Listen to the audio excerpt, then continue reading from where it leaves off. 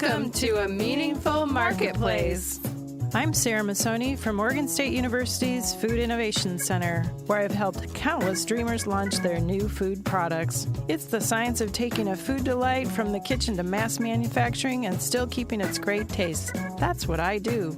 I've been called the woman with the $1 million palate, although I haven't tried to cash that check yet. Listen in weekly for real-life stories. I'm Sarah Marshall, owner of Marshall's Hot Sauce and author of Preservation Pantry, modern canning from root to top and stem to core. I love inspiring business owners to get started on their journey, encourage folks to be part of their local community, and I'm excited to help business owners tell their stories. Hello and welcome to the Meaningful Marketplace. We are here weekly to discuss the journeys of food entrepreneurs. We are glad you've joined us as we bring you stories of hope and inspiration. This is Sarah Marshall, owner of Marshall's Hot Sauce. And Sarah Masoni of Oregon State University's Food Innovation Center. Hi, Sarah Marshall. Hey, Sarah Masoni. How are you this week? I'm good. I can't believe it's only Monday. I know.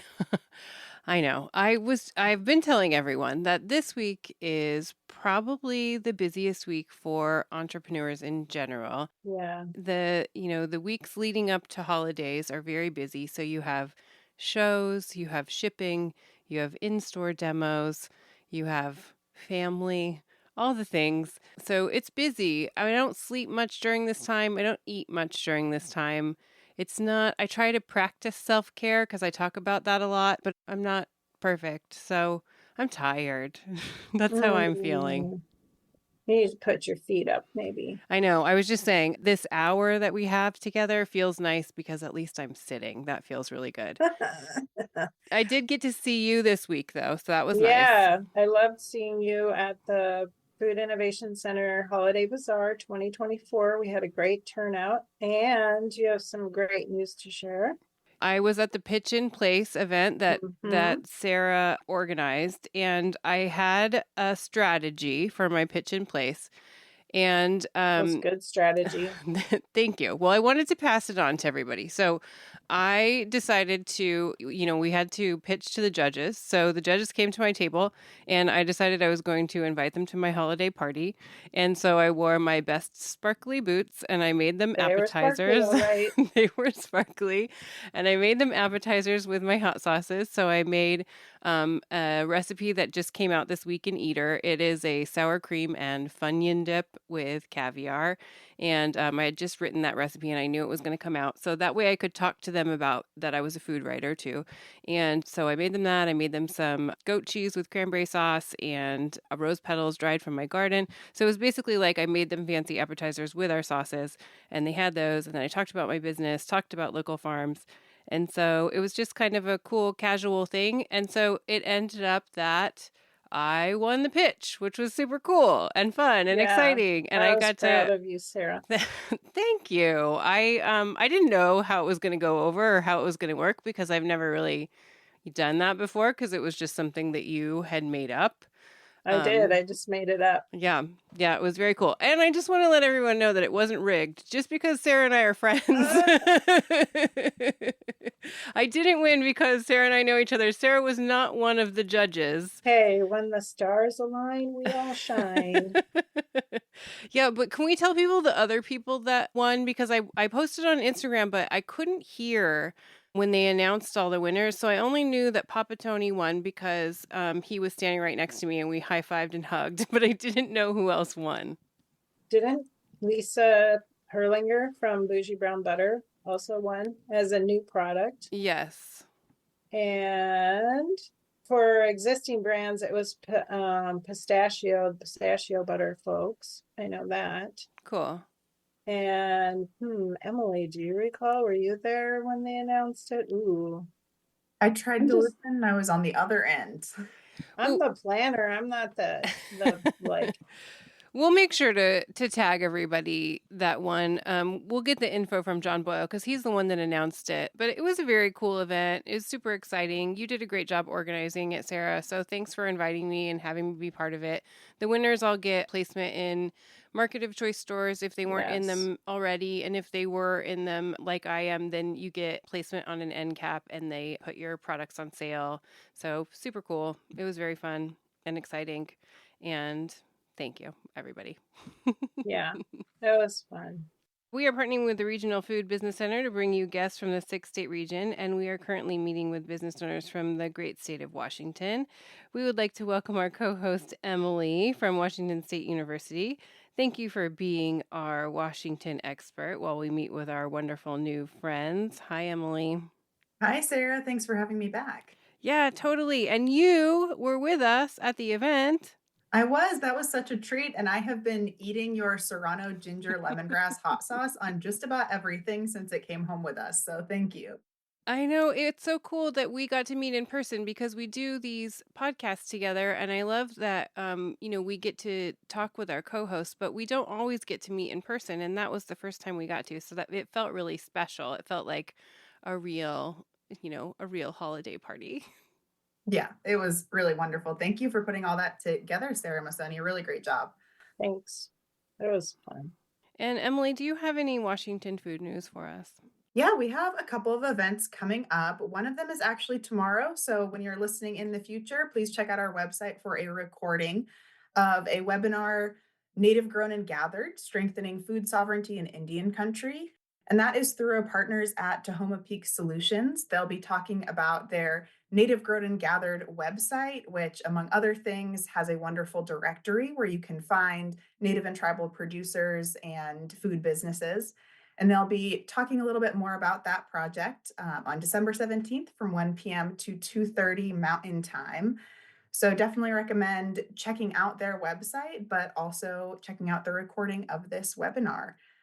And another reminder, if you didn't listen to the events last week, definitely recommend listening to our great call last week and checking out the Cultivating Success Agricultural Entrepreneurship class from Washington State University, the Eat Local First trade meeting from Sustainable Connections coming up on February 4th, 2025 in Bellingham, and lastly, the Good Food Connections event from Seattle Good Business Network on February 24th, 2025 up in Seattle. Those all sound like super cool events for makers to attend, Yeah. so we'll make sure to tag them in our show notes. Thanks for sharing those, Emily. Thank you. And we would like to encourage you to connect with your state by signing up for the Regional Food Business Center newsletter. It's a breeze to sign up. Just go to Northwest Rocky Mountain Regional Food Business Center.com, hit connect with us, and choose the button to receive newsletters. And we want to thank our sponsor for supporting the Meaningful Marketplace. Thank you for helping us spread the word about small business owners and entrepreneurs. Let's hear a word from our sponsor. The Northwest and Rocky Mountain Regional Food Business Center is the proud sponsor of the Meaningful Marketplace podcast, giving a voice to food from across the 6-state region of Colorado, Idaho, Montana, Oregon, Washington, and Wyoming. The Food Business Center supports Northwest and Rocky Mountain food industry makers as part of the USDA's National Network of Food Business Centers, supporting a more resilient, diverse, and competitive food system as a go-to source for small and mid-tier food and farm businesses with a focus on underserved communities, providing education in the form of technical knowledge, business programs, and industry news. We sponsor trade shows, meetups, and conferences to connect growers, producers, retailers, distributors, and processors, all to stimulate business and raise the standards of our storied food industry. Join us as we travel through the 6-state region, learning more about food makers, food hubs, and food systems. Visit the website at Northwest Rocky Mountain Regional Food Businesses.com to get connected. I would like to introduce you to Belinda and Venise, co-owners of Simple Goodness Sisters, making drink syrups in Washington. We're delighted to have you on the show today. Thanks for joining us. Thanks for having us. We like to connect our listeners to you and give them a good way to follow you on social media. What's the best way for them to do that? We are on Instagram at Simple Goodness Sisters and on TikTok at Simple Goodness Sis. And Facebook, and we have a website, simplegoodnesssisters.com. Well, I spent the afternoon looking at your TikTok and Instagram, and it's very fun. So I would like to encourage the listeners to follow along. Can you talk a little bit about your social media and like how much fun you guys have with it? What's your tactics there? I think we've been on Instagram for, feels like 100 years, but probably about 10 years. And so I think at a certain point, you just get tired of like keeping up with all the Instagram stuff and making it really pretty and polished. And so we've just reached a point where we make it fun for ourselves or we can't keep it going. So we do our silly little reel ideas and then throw in, informative stuff. And we try to be thoughtful about a mix of both. But we do have fun because otherwise, as makers, we would just stop doing it. Yeah, I think it's important to note that we are actual real life sisters. We get asked that question all the time. And so there's also just like a familiarity with us willing to be goofy together. It comes very naturally. And so it is our little outlet of creativity and goofiness a lot of the time. I think that shines through for sure. I think you can tell that you're real life sisters, and I think you can tell that you have fun together. Thanks. We always like to kind of start at the beginning. So let's talk about not the beginning of your lives, but let's talk about the beginning of your business. When did you start it and what made you decide to go into business together? Well, that's also a question that we get a lot. And it is kind of hard to not start at the beginning of our lives, we always say, because they're like, well, when did you start working together? And it's like, well, are you talking about the first like lemonade stand we had when we were 5? But we both grew up in a family business. Our dad has a business that he runs with his brother. And so to have this family business with a sibling has always felt very natural, but we didn't start there. And so it wasn't really until we both started our individual families. We're both moms, and we both had kids about 2 weeks apart from one another. We're really close. We also married best friends, which is a weird story, but we probably don't Babysitter's Club and a little bit embarrassing, but it's more normal than it sounds. And so that's really kind of where it all began. And I'm going to let Belinda tell the story because she kind of got us kicked off with starting her own first business.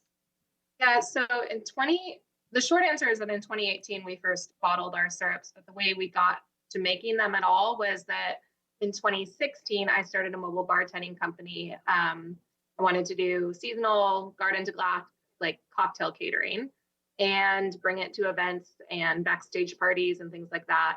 I was making syrups using stuff that I had convinced Venise to grow. She had a garlic field at the time and was just hobby farming garlic. And I asked if I could have a row for edible flowers and herbs and things I wanted to put in my syrups and in my drinks. And 2 things happened from that. One, you can't use everything that you grow in a whole row of herbs in like a party for 200 people. So there was a lot of waste happening with that harvest. And she was frustrated by that. And then also we started getting a lot of requests for how people could recreate the drinks at home that they were tasting at our in-person events. And so essentially through the mobile bartending company, we were able to do product testing on thousands of customers over a few years and really hone in on what our most popular flavors were going to be and which ones made sense to release, and bottled 3 flavors in 2018. And then I've just grown the business since then, sold the catering business since then as well, and kind of evolved from there. Can you tell us about the soda shop? Yeah, that's the next iteration. Couldn't get away from serving people drinks, basically. Just didn't want to do it on the road anymore. Yeah, we had an idea to do a tasting room for our syrups. We thought, you go to distilleries and you go to wineries, and being from Washington State, we have this really amazing craft beverage scene. But we thought, could we do that same experience, but do it where it could be non-alcoholic and cocktails? It could be soda, lemonades, teas, mocktails, and cocktails all in one. And so we decided to try to open the soda shop, and that was quite the adventure. Yeah, I think that a big focus of our brand is like approachability. We live about an hour outside of Seattle, and so we are pretty rural. We're really close to Mount Rainier, and we wanted everyone to be able to enjoy a really nice cocktail, whether they're in our area or whether they're, in a completely different state. And so the soda shop is a really laid back bar where you can get really delicious craft cocktails, which I think sometimes feels like an interesting and maybe an odd mix, because I think a lot of times people think of, craft lovely cocktails as being, rich mahogany and leather apron bartender like with mustaches. And ours looks nothing at all like that. We call it the family friendliest bar, or like a coffee shop that has booze. And so we have, again, because we are moms and our kids do so much with us, we have created this space where families can come and they can drink together, which I think is also a very interesting concept for a lot of people. People come in and they're like, oh my gosh, this feels like when I went on vacation in Portugal or Italy, but it's a very different way than we typically drink in the US. And like, it's a dark hidden bar with no windows, or you're having a drink at home, or it's a coffee shop. And so really we wanted to bring it into a neighborhood feel to a craft cocktail bar. Do you feel your entrepreneurial family helped shape the way that you're approaching and running your business today? Oh, definitely. We still ask our dad all the time for advice about the business. And we're trying to get him to design our new label right now because he's quite the artist, but he doesn't do a lot of art anymore, but we're nudging him in that direction. I think the biggest thing is that if you've seen a family business in longevity, you've seen all of the really common pitfalls and issues that come up in those types of familial partnerships. And so we can not only go to them for advice, but also see, the outcome of when you get to the other side, or ways that you can pivot to make things more comfortable for both siblings in a business, or, really utilize different people's skill sets, and be okay with growing your business to do that. I think that's really important in a partnership, is not both people are going to want the same things at the same time every time. And so if you are open to that ebb and flow, then I think you'll get there in the long run. And I think a lot of partnerships end because there isn't that willingness to investigate that together. And I think we've seen how beneficial that is. If you want to make it to 30 years, if you want to make it to 25 years, you have to kind of think in that direction. So you mentioned lemonade stand. Can you tell us any specific lessons from your childhood that have been most impactful on building this brand? Yeah, I think probably just the biggest one is that we have just so many shared experiences between growing up with, the same parents, but we're also really different. And so I think as kids and growing the brand, we know each other really, really well. Belinda knows every single weakness of mine really, really well. And I know all of hers. And so we always say, if we want to fight, we know exactly what button to push and exactly how to push it. So there are times when, we definitely fight, but it really helps us when we're organizing our workload a ton, because Belinda will just say nope, I'm going to go ahead and take that because I just know that you're not going to do that. And she's right. Yeah. So at the same time, though, you're talking about the can-do DIY attitude. And I'm wondering, how does that philosophy show up in your products and your business decisions? I think in our business decisions, it's very much we've been open to the flexibility of how this business is going to grow to evolve with what we need at the time. I think that's kind of unique. Like I said, especially a single-minded founder versus a partnership. I don't think it would necessarily made the most sense from a financial perspective or from getting the most shelf space in a short period of time as a food product to open a tasting room. And yet it was an area of passion that we both really had and wanted to explore and build community around our product. And in order for us to stay interested in a food product, we needed to think about it a little outside the box. And so I think that the way we approach our decision making is very unique. And that comes from knowing what's going to work for each other and how to keep each other interested in long term. I mean, I always say that the best job for Venise would actually be to sit on a mountaintop and just give other people ideas. She's a very good idea generator. And she has really strong project management skills. That's actually what she used to do at Redfin and Amazon when she worked there. So she can do it, but she doesn't like to. And so it falls on me a lot of time to do the project management piece. And then both of us need that time to step back sometimes. And this is what we're getting better at over the years, is to recognize it before it's coming. It's kind of like you feel this tension build up, you feel this burn-up build up. Every day gets a little bit harder. Shipping a box becomes like the worst thing you've ever done in your life. Like you can start to recognize it now, and you recognize like, oh, what's happening here is we haven't done anything creative together in a long time, or we haven't like given anything fun together in a long time. There's still like an element of we're still sisters, and like when we're together we work all the time, so sometimes it's just like, whoa, we got to take a step back. It's kind of like that self-care of the relationship, right? And we just need to do something that's fun together. Yeah, we do that too in our family. We make a designated day because my husband and I have a business together.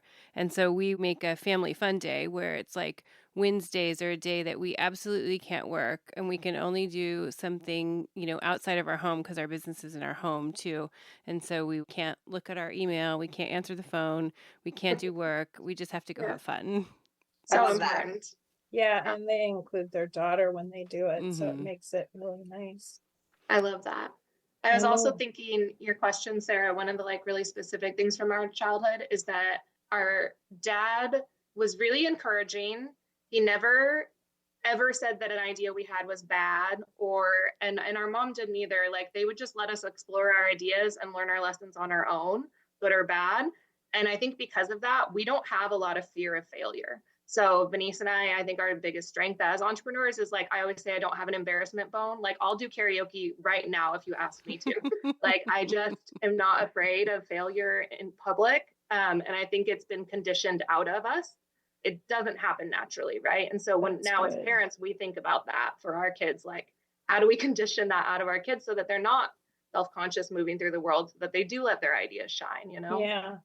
There's a book that I'd like to recommend everyone get on audio and just start listening to it. It's actually called Rich Dad, Poor Dad.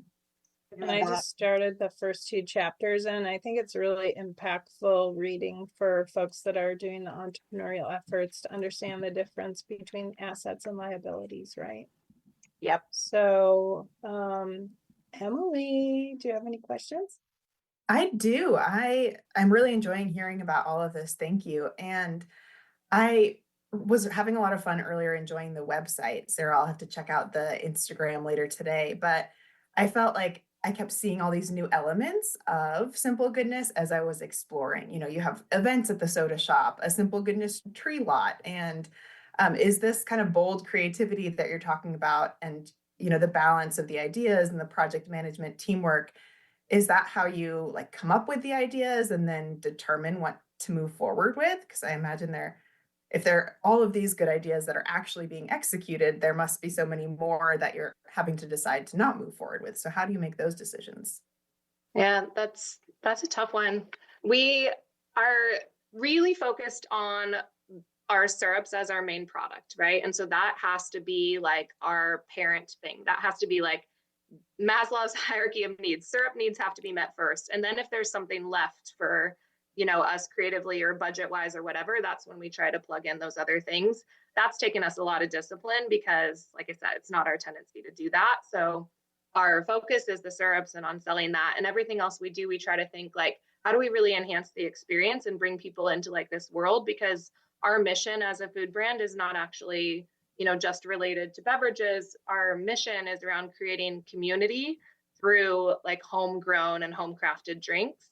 And so when we think about that, we want people to learn how to make drinks at home. And so we offer a mocktail class, and we want to teach people how to, grow things in their own garden that they can make these syrups with. And so we actually wrote a book, and it publishes in March 25th of 2025, and it's called Drink Your Garden. So we have all of these other ways that we're trying to grow this brand, because while drink syrups are our flagship product, it really is a greater mission of ours as entrepreneurs to do more around the community building, and having those in-person events really helps do that. I mean, it all has a very solid marketing and sales like pullback though too. And so that's what when we were in those meetings and talking about that, we're like, okay, but how does this sell more syrup? Or how does this create new customers acquisition? So there is like a goal behind everything, like specifically with the tree farm, bringing people in to do holiday sales through a tree lot. Let's take a quick break, and when we come back, we want to hear about the flavors of your syrups.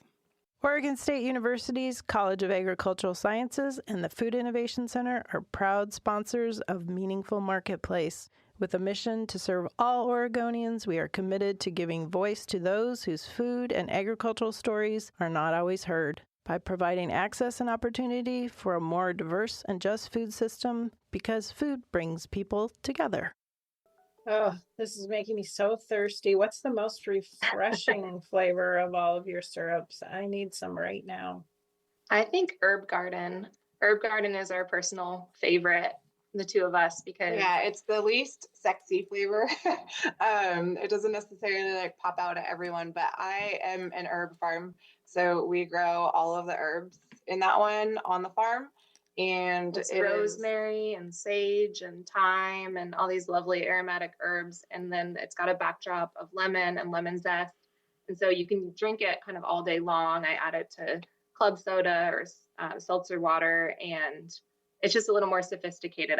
My palate gets tired of like a berry flavor or something, you know? Yeah, and we're both gin drinkers also. And so it's my favorite to make a cocktail with at home because it's so easy. I tend to be a pretty lazy cocktailer. And to be honest, I own a cocktail bar and I still will oftentimes just grab a beer because it's easy.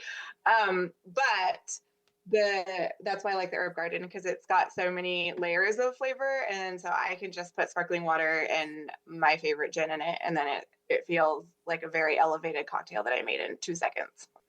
What are some of your other flavors?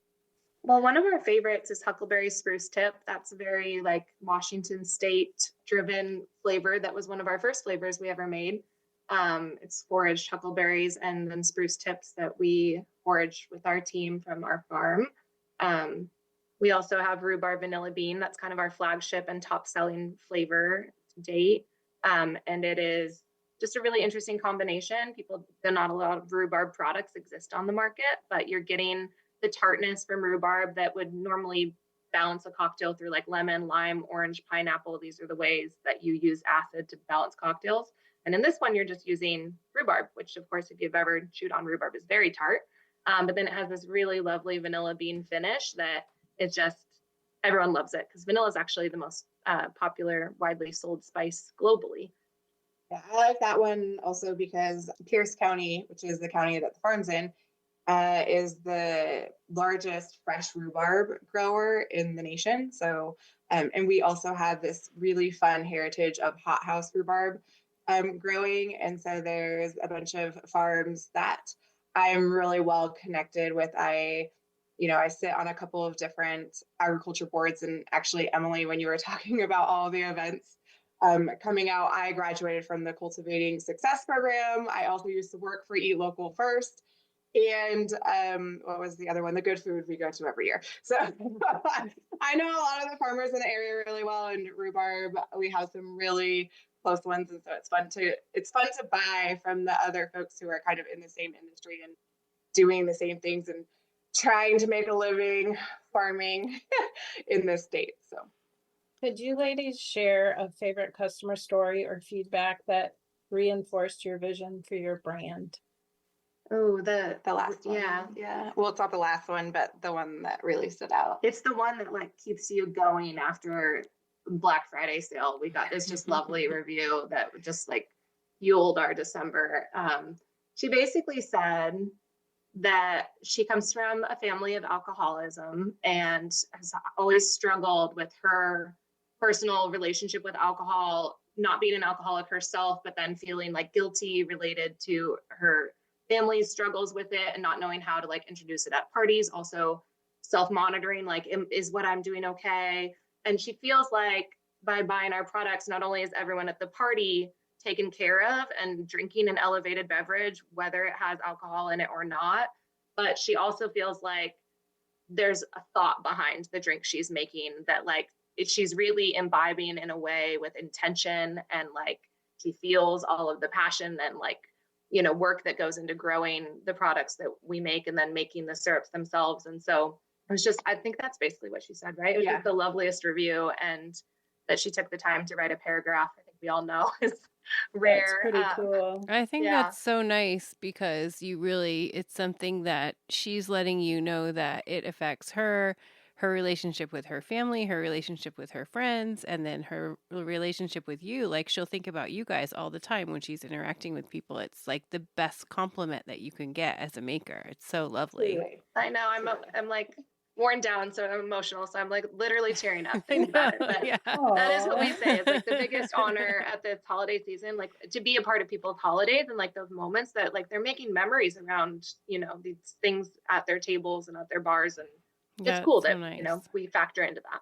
I'm so excited too to try your huckleberry product because I'm a Pacific Northwest gal. I grew up on Mount Hood, and you know, growing up, we used to have a huckleberry festival up there, and I'm always excited to try huckleberry products when I see them. However, most of the time when I see huckleberry products, they don't have huckleberries in them. Almost always they're not made. It'll say huckleberry flavor.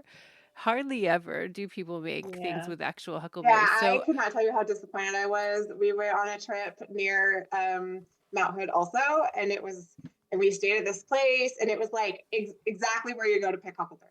Like, you know, it was where everyone's like secret spot is.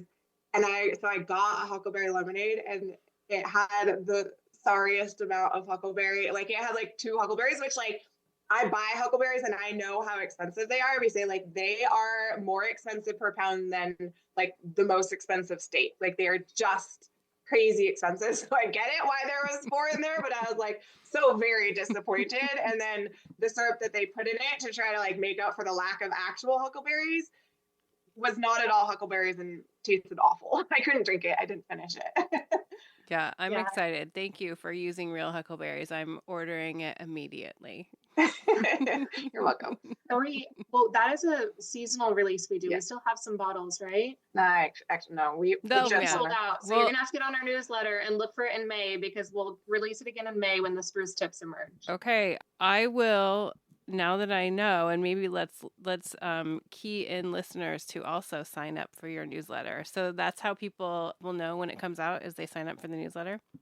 Yes, we do like text, SMS notifications, or the newsletter. It's hard with email these days. I feel like so much is being filtered out or going to spam. And we don't create a lot of noise in your inbox, but either SMS or email is a good way. Yeah, I think so. We also have a subscription box. So that's kind of where we get to sell a lot of those really seasonal flavors. So with Cocktail Farm Club, which is our subscription box, all of our really seasonal flavors go into that box. And so if you want that really hyper seasonal drinking, that's the best. We ship every other month, so we're not shipping every month.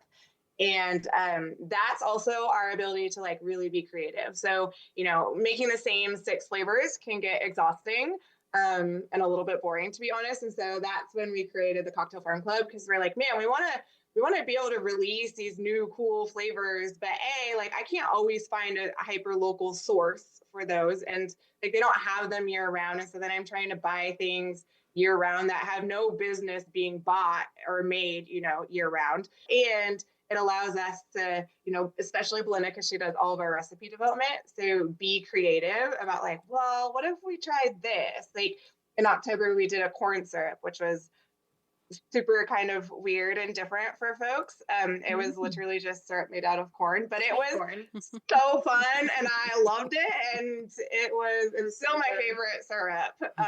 And so, but it lets us kind of do some off the wall things that we wouldn't normally try if we were trying to keep it in stock all the time. So I peeked on your Instagram, and there's one video where you have your box on the floor, and then you're like spinning one of you around with your camera to get like a drone or something, like taking. So who comes up with that sort of action-packed activity? Well, it should be said that it's neither of us. I don't think our abs are strong enough.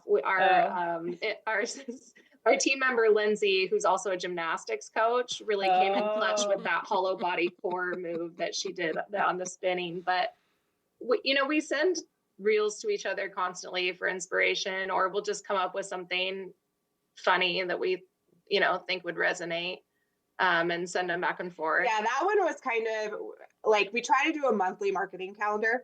So we try to being the operative word. And then we assign each one. And so that was like, oh gosh, holidays are coming. It gets really, really busy. Like we need to have a plan. And so we really just tasked each person on our team, which is all 4 of us. And I was like, okay, by like tonight, when you're just scrolling in bed, which I know we're all doing, just send to this little group chat that we have 3 like inspiration reels, and then we'll look at them tomorrow and we'll just like create them. So that was not our original idea. It was somebody found it and put it in that little group chat. And then we were like, so then we went through each one and we're like, which ones of these look fun or easy to do? And we created a bunch of them all in one day, which I do really like, because otherwise it does get hard to like try to be creative every single day and try to be funny. And so it's also like, okay, we're going to do our hair and makeup and we're going to like look somewhat presentable and not be in like our scrubbiest clothes, you know, and then know that we're filming all of these in one day. Yeah. And how do you actually balance the personal and professional aspects of working together as sisters? Not well. It's really hard. It is challenging. I think one way is that by growing and adding to our team and deciding to invest in that growth versus like a lot of money in our pockets for the last few years, we have been able to silo our work a little bit more, which I do recommend having like a clear, like this is my lane and this is your lane. And there are, of course, so much cross, dependencies and things, but I think it's helpful when you have a relationship like ours to be able to have a very like clear boundary when you need to, that you can go back on and be like, okay, well, I value your opinion. Thanks for telling me. I'll take that under, consideration. But at the end of the day, like marketing this product is my responsibility. So I'm going to move forward. And then we just have to be like, yep, you're right. Okay. And that just takes practice and humility, I presume you have like a vision for your future. And I'm wondering, what are your long-term dreams for Simple Goodness Sisters? I think for us, wanting to grow Simple Goodness syrups into a household brand, that for people who are looking for an alternative to the syrups that they're using every day, specifically most recently in coffee, we're seeing a huge growth in the coffee syrup side of our business. And that's a daily drinker for a lot of people. And the mass market ones are honestly just so bad. Trash. They're just, they're just colors and liquid in a plastic bottle. So if we can improve that for people and really grow our syrup brand as a household brand that way, that's the goal from a product standpoint. And then professionally, I think our goal is to keep growing in the direction of our dreams, whatever that looks like at the time, and being open to that, which, this last year it was a book, and we've already got, kind of a wild idea for a couple years from now that we're slowly growing towards. And yeah, I think for us, we're still such a young company that it's like, you kind of also just have to be really open to the opportunities as they present themselves and not get too stuck on, a 5-year goal. Because if you would have told me where I would be in 5 years, like we're just now coming up on year 5, and I would have never guessed we'd be here when we started year 1, And so I think when you're this young, it's really hard to think too far in the future, because a lot of where we're at today has not necessarily been our idea. It's been an idea that has been presented to us, or like changing and adapting to the marketplace, because this has been a radically wild year or 5 years to be in business as a food brand. And we couldn't control all of those outside factors, but we can choose how to respond to them. Yes. So I think being a COVID born, or like that's when a lot of our business growth happened, it's hard to answer the 5-year question because we've been so used to not doing that. Well, it sounds like you're following the now principles, which is no opportunity wasted. Super important for business. Yes, I like that. And we always like to send people to you directly to make purchases. So where can people get your products? And also if they can pre-order your book, where do they go? Yeah, so the book pre-order is on Barnes & Noble, Amazon, and independent bookstores who do pre-order. So you can search for it, Drink Your Garden, by Belinda Kelly and Venise Cunningham, and it's published by Norton Publishing. And then our products are at simplegoodnesssisters.com, and then you just go to shop. Perfect. Thank you so much for taking the time to join us today. We know it's a busy time and we really appreciate you. It was good to hear your story and check in with you both. Thanks for joining us. Thank you. Thank you so much for having us. And we want to thank our listeners for tuning in today. Thank you for listening to The Meaningful Marketplace. Before you go, show us some love and review us on Apple Podcasts and iTunes. Follow us on Instagram and YouTube at Meaningful Marketplace. You can call or text Sarah and I with questions at 503-395-8858. And we couldn't do this without our fantastic team at Joy of Creation Production. Thank you to Kayleen, our production coordinator, and Haley, our audio engineer. We will be back next week. Thanks for joining, everybody. Bye. Bye for now.